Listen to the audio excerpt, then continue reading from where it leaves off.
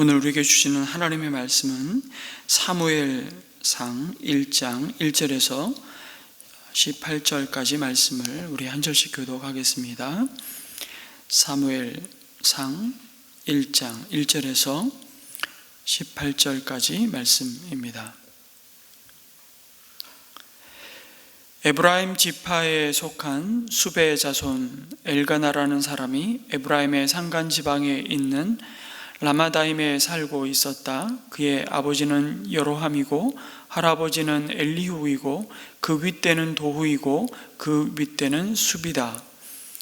엘가나에게는 두 아내가 있었는데 한 아내의 이름은 한나요, 또 한 아내의 이름은 브닌나였다.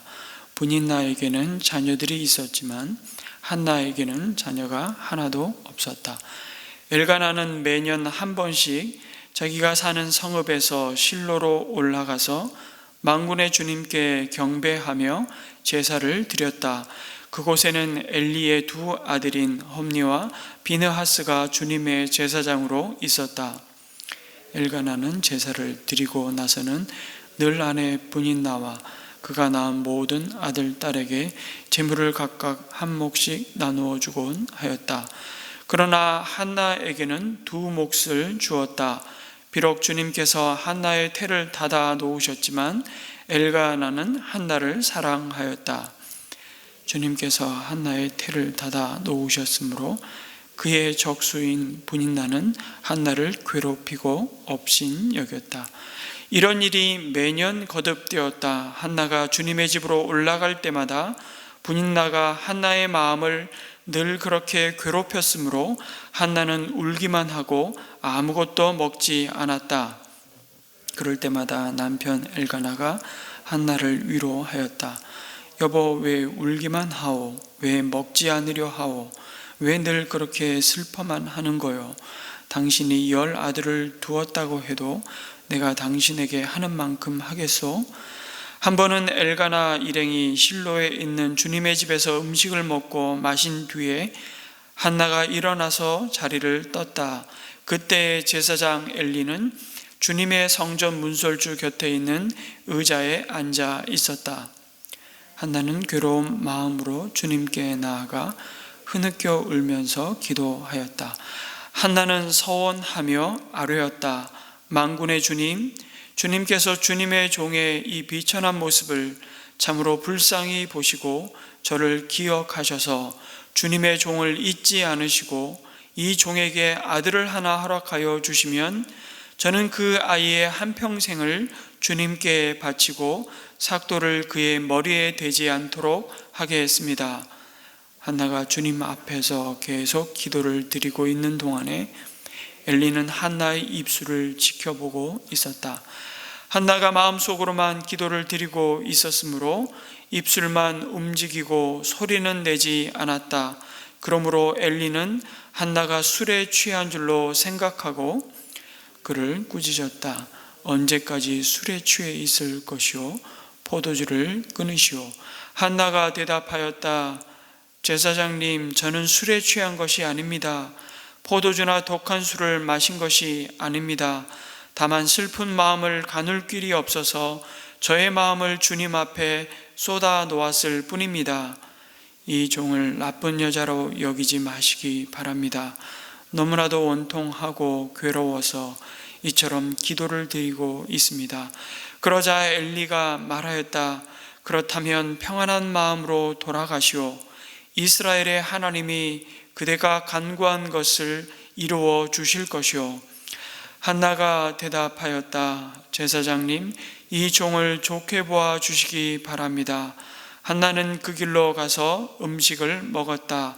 그리고 다시는 얼굴에 슬픈 기색을 띠지 않았다. 아멘.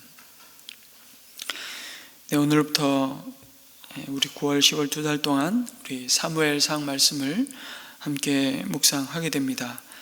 사무엘서는 이 책 제목에서 보듯이 사무엘 선지자와 그를 통해서 하나님이 기름 부으심으로 세우신 사울 왕, 그리고 이어지는 다윗 왕을 중심으로 하나님만이 이스라엘의 참된 왕이시고 하나님의 대리 통치자로 부름받은 인간 왕이 어떻게 그 하나님의 뜻을 이루어 드려야 하는지를 말씀해 주는 성경입니다.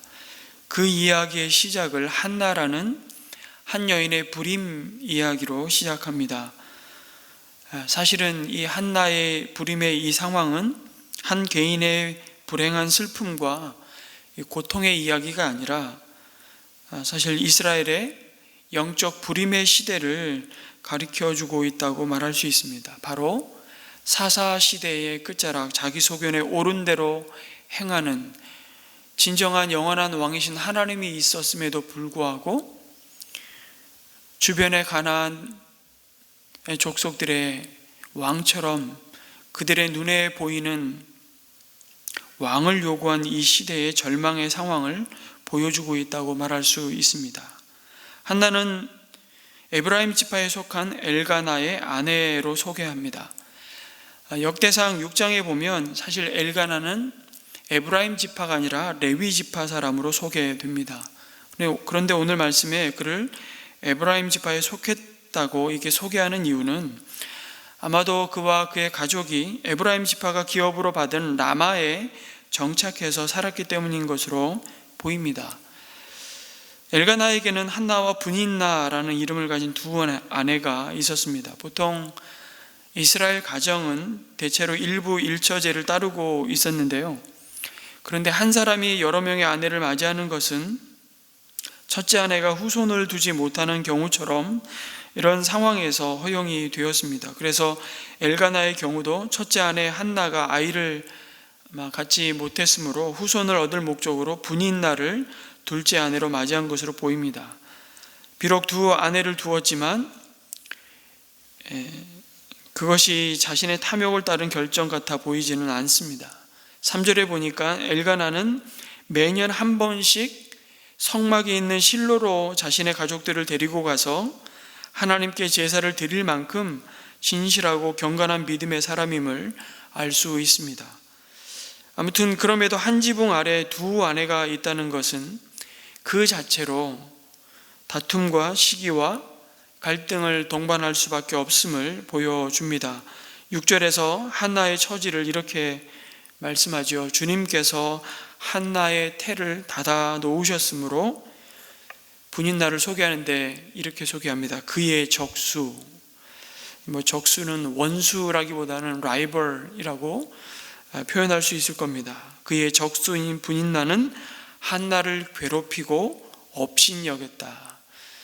아이를 낳지 못하는 본처를 대신해 아이를 낳았으니 그러면 얼마나 당당했겠습니까? 눈에 딱 보이지 않습니까? 그런데 7절에서 이런 일이 매년 거듭되었다고 말합니다. 한나가 주님의 집으로 올라갈 때마다 브닌나가 한나의 마음을 늘 그렇게 괴롭혔으므로 한나는 울기만 하고 아무것도 먹지 않았다. 여러분, 하나님을 경외하는 비교적 경건한 레위지파 가문이었던 엘가나의 집안 분위기를 더 설명하지 않아도 충분히 그림이 그려지시죠. 온 집안이 이 성소가 있는 실로로 올라가서 함께 예배하고 이 드려진 제물로 온 가족이 함께 식사하는 그 자리가 얼마나 복되고 기쁨의 자리입니까? 우리가 명절 때만 되면 온 가족이 그동안 보지 못했던 가족이 함께 모여서 식사하고 지나온 시간 동안 있었던 담소들을 나누면서 그렇게 웃고 기쁨의 자리가 오히려 기쁨의 자리가 아니라 늘 갈등을 다시 속에 있는 그냥 원통한 것들이 다시 그냥 구정물이 다 올라오는 시간이 된다고 생각하면, 그래서 이 명절 때만 되면 이제 마음이 참 괴로워지는 가족들이 혹시 있는지 모르겠습니다. 그런 상황입니다. 그런데 그때만 되면 오히려 가정의 평안과 화목이 깨지는 슬픔을 경험하는 상황입니다. 엘가나는 그럴 때마다 아마 죽을 맛이었을 겁니다. 더욱 그랬던 것은 엘가나는 한나를 사랑하였다고 말씀합니다. 그런데 브닌나는 이 가정에 시집와서 기업을 이어갈 수 있는 자식들을 낳았는데도 분인나는 엘가나의 마음으로부터 나오는 사랑을 받지 못했던 것으로 보입니다. 그리고 엘가나는 한나에게 하나님께 드릴 제물을 2몫을 주었다고 말씀하죠. 비록 자식을 낳지 못한 아내였지만 그녀가 위축되지 않게 할 뿐만 아니라 자식은 없었지만 그녀의 자식에게 돌아갈 분깃을 미리 다 주고 있는 그런 남편의 애틋한 사랑을 엿볼 수 있습니다. 그런데 참 지혜로운 처사는 아니었습니다. 아니, 그것을 왜 그렇게 티나게 합니까? 그것은 분인나를 비롯한 다른 가족들과의 관계에서 한나를 더욱 괴롭게 하는 처사가 되고 마는 것이죠. 자식이 없어 분인나에게 늘 괴롭힘과 업신여김을 받는다는 사실을 아마 남편 엘가나도 잘 알고 있었습니다. 그래서 위로한답시고 위로하지만 전혀 위로가 되지 않는 말들을 하고 있죠. 고통받는 아내에게 이렇게 말하지 않습니까? 당신이 10 아들을 두었다가 해도 내가 그 10 아들보다 당신에게 더 낫지 않느냐는 말로 위로합니다. 그러나 분인나는 더 화가 나는 것이죠. 남편의 그와 같은 마음을, 한나를 향한 그와 같은 마음을 분인나가 모를 리가 있겠습니까? 그러니 분인나는 더 질투심에 사로잡혔을 겁니다. 이 여인의 질투심은 무섭죠. 그럼에도 남편은 이 아내들 사이의 문제를 근본적으로 해결할 수 없다는 것을 보여줍니다. 그냥 세월이 지나가기만을 기다릴 수밖에 없는 처지였던 것입니다. 그런데 이 모든 갈등과 문제의 원인이라고 할 수 있는 한나가 아이를 갖지 못하는 이 상황을 성경은 참 이렇게 묘사합니다. 주님께서 한나의 태를 닫아 놓으셨다고 말씀합니다. 그리고 그렇게 하심으로 한나가 분인나로부터 괴롭힘과 업신여김을 받는 처지에 놓였음에도 하나님은 그 상황을 허락하십니다. 바로 이것이 사실은 모든 인생이 마주하는 고통과 고난 앞에서 풀리지 않는 딜레마이기도 합니다. 딱히 이유 없는 고통이 있다는 것입니다. 아니, 이유를 알 수 없는 고통일 것입니다. 그런데 오늘 한나의 고통을 통해 하나님이 주시는 메시지는 무엇입니까? 때로 하나님께서 허락하시고 때로는 침묵하시며 또 심지어 방치하시는 것처럼 보이는 헤아릴 수 없는 이유 없는 고통이 오히려 하나님의 은혜를 얻게 하고 하나님께 더 가까이 나아가 엎드리며 하나님만이 하실 큰 일을 이루는 계기가 된다는 사실입니다. 엘가나는 한나를 사랑하지만 말씀드린 대로 한나의 문제를 해결할 능력이 없습니다. 그래서 우리에게 찾아오는 인생의 문제들 앞에 우리가 확인하는 것이 무엇입니까? 그래서 우리는 그 문제 앞에 비로소 겸손히 하나님의 도우심과 그 은혜를 구하며 비로소 하나님의 일하심을 의지하게 된다는 것입니다. 한나가 매년 실로를 방문했지만 드디어 그녀는 일어나 성소로 나아가 하나님께 그의 서글픈 처지와 원통한 마음을 토해 놓습니다. 흐느껴 울면서 기도하였습니다.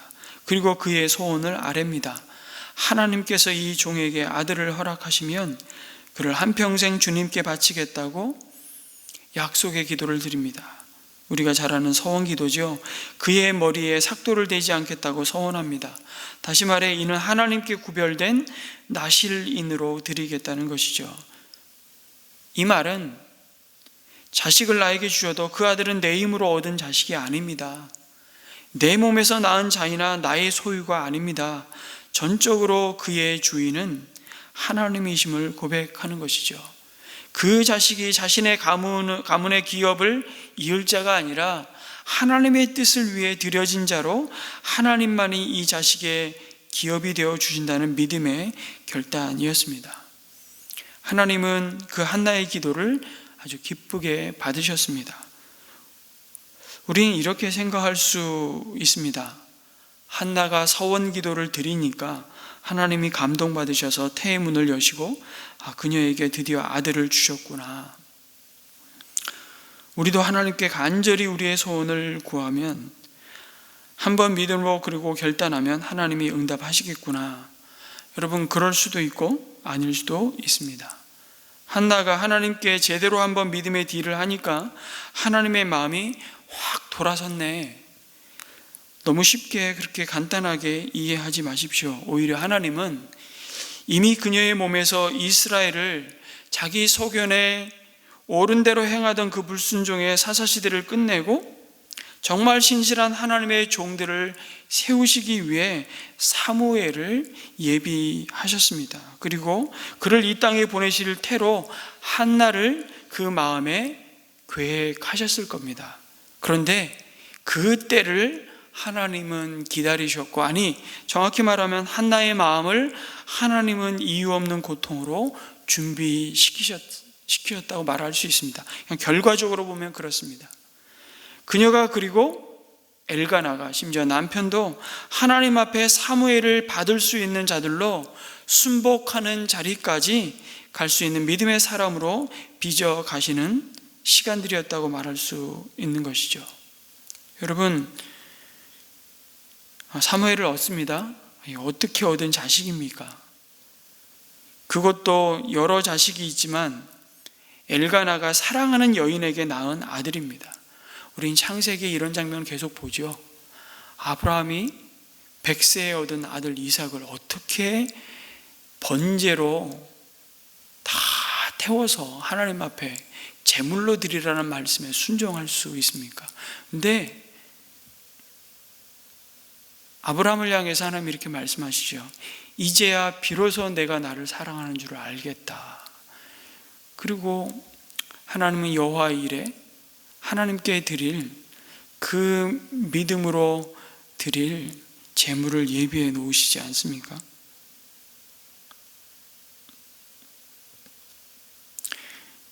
엘가나와 한나가 이 사무엘이 자신의 소유가 아님을 고백하고 그가 하나님께서 그를 통해 이루실 더 놀라운 하나님의 계획을 믿음으로 받을 수 있는 자리에 이르기까지 하나님은 기다리셨고 한나의 믿음을 준비시키셨다는 생각을 해보게 됩니다.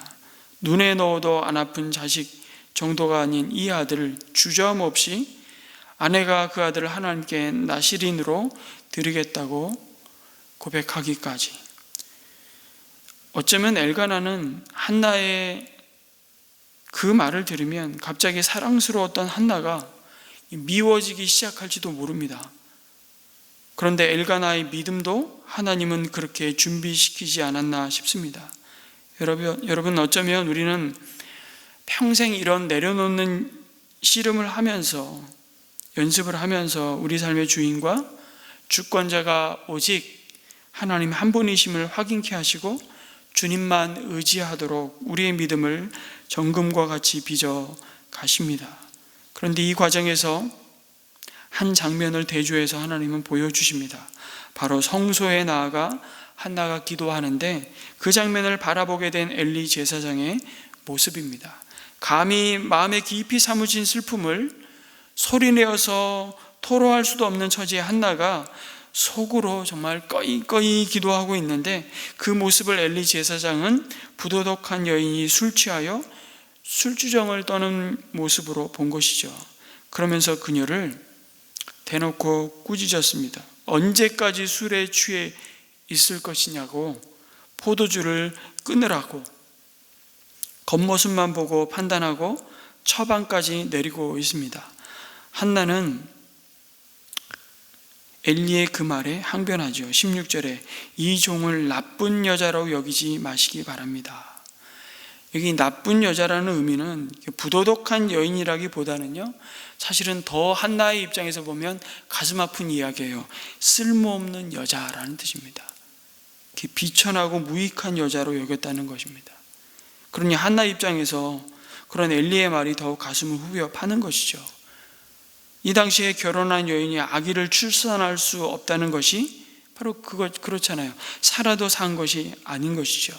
이 당시의 문화 속에서 정말 쓸모없는 여자로 취급받는 시대였기 때문에 그 고통을, 그러나 고통으로만 받고 그 원통함을 저주로 여기면서 주저앉아 자신을 학대하는 인생이 아니라 한나는 그럼에도 그 문제를 하나님께 가지고 나옵니다.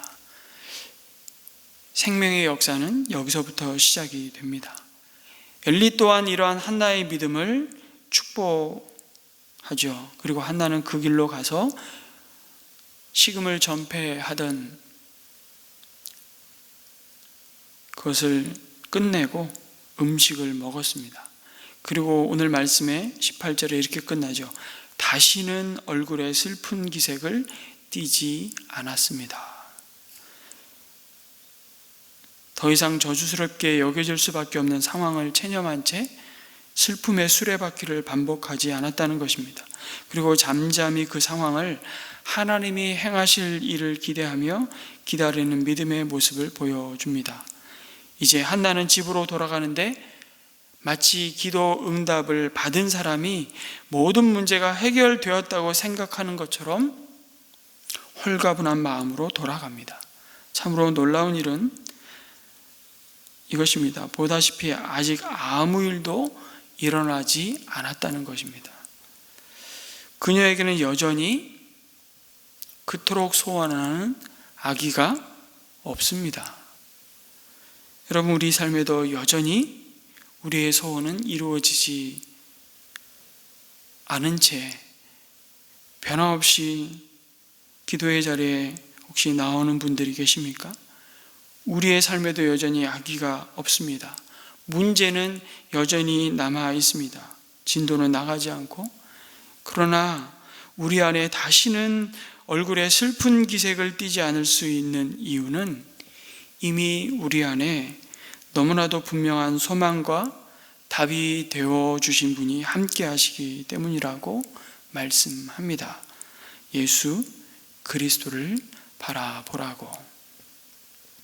여러분, 구약이든 신약이든 특별히 사무엘상 하의 말씀을 통해서 드러내시는 사무엘과 사무엘을 통해서 하나님이 예비해 놓으신 사실 복음을 우리는 늘 바라보아야 되는 거죠. 그것은 바로 예수 그리스도, 다윗의 몸을 통해서 오실 메시아 예수 그리스도를 주목하여 보라고 말씀하고 있는 것입니다. 오늘 이 아침 이 사무엘상 말씀을 묵상을 시작하면서 우리가 이런 기도로 먼저 하나님 앞에 나아갔으면 좋겠습니다. 기도를 들으시는 하나님, 우리 하나님 나라 큐티 기도의 제목처럼 칠흑 같은 어둠 속에서도 기도하며 우리의 참된 소망이 되신 예수 그리스도를 바라보고 이미 죄와 사망에서 승리하신 그 이김이 우리에게 약속으로 주어졌음을 확신하는 믿음으로 오늘도 우리를 두신 삶의 자리에서 승리하는 삶을 넉넉히 누리게 하여 주옵소서. 이렇게 기도했으면 좋겠습니다. 요한일서 5장 4절에 대저 하나님께로서 난 자마다 세상을 이기느니라. 세상을 이긴 이김은 이것이니 우리의 믿음이니라 말씀하고 있습니다. 그 믿음이 담고 있는 것은 다른 것이 아닙니다. 우리에게 이미 가장 우리가 넘어설 수 없는 그 애통함, 그것은 다른 것이 아니라 죄가 가져다 준 죽음, 사망의 그늘에 주저앉아 있는 그 저주 가운데서 우리를 해방시키시고 일으키시고 건져내신 그 승리, 그 이김이 우리에게 그리스도 안에 이미 주어졌다는 사실입니다. 더 이상 무엇을 두려워하고 염려하며 불안하며 슬픈 기색 가운데 탄식하겠습니까? 그 애통함이 변하여, 아니 그 애통함을 넘어서 찬양의 자리에 나아가는 한나의 모습을 통해서 그리스도 안에 우리가 약속받은 그 은혜가 바로 이것이라는 사실을 다시 한번 확인했으면 좋겠습니다. 우리의 기도가 그냥 문제 하나 해결하는 강구를 넘어서 더 나아가 주님께 우리의 삶이 새롭게 주님께 헌신하여 드려지는 축복이 되게 하여 주옵소서. 애통에서 찬양으로 나아가는 은혜가 있기를 주님의 이름으로 축원합니다. 아멘. 이 기도를 하나님 앞에 올려드리며 오늘 특별히 우리 가정을 위해서도 함께 기도하고 개인의 기도 제목 올려드리고 돌아가시도록 하겠습니다.